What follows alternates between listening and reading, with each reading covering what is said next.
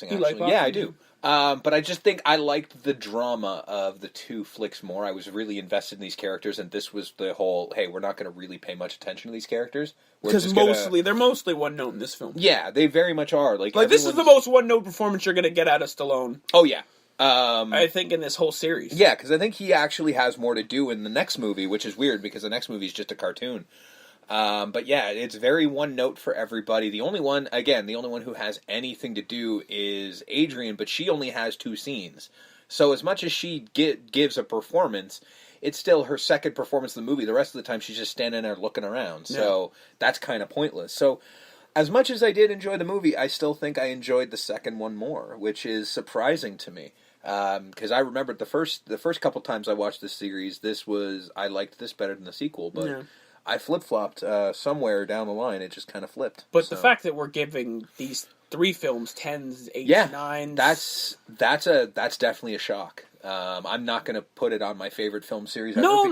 Well, that's me. That might be a little hyperbolic. That will be March for me. Because I firmly have my favorite film series in mind. But this is actually a lot more surprising about how much I'm really liking these movies than I remembered. Because I remembered, of course, everyone likes them, but I'm really enjoying this, and I can't wait until we can watch Rocky IV now, and that's amazing. And honestly, I think it really has to do with the fact that we're watching them back to back to back, more or less. I mean, it's week to week, sure, but it's still within pretty close proximity of one another. Yeah. So, there you go.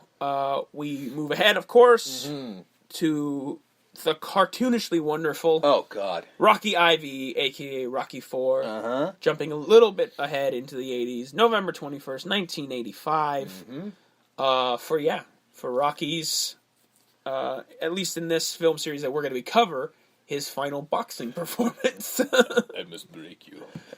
With one of the most, I would say, most iconic 80s villains of all time. Well... Unfortunately, the 80s had a lot of iconic villains, so I'm not sure I can necessarily say that, but it's possible. But when you don't even need to say Ivan. You just say Drago. Yeah, and people know what you're talking about. Yeah. I must break you.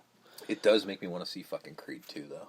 Oh, yeah. So, again, one of the most polarizing films, because, again, you either... You're all remember fondly? Yeah, or like, you're... When you're talking about the 1 to 3, there's not many people who are like, oh, that one. Yeah. Or the 5th one where it's mostly like 95% that one. It's the 4th one where you're literally in or you're out. Yeah. And it's one of those things where, like, remember how I said how jarring this one is? Holy shit. I remember Rocky IV being a cartoon. Like, it is a live-action cartoon. It is fucking strange. Well, this one's going to have a robot. So there is a robot involved. Fuck. So until then... Uh-huh.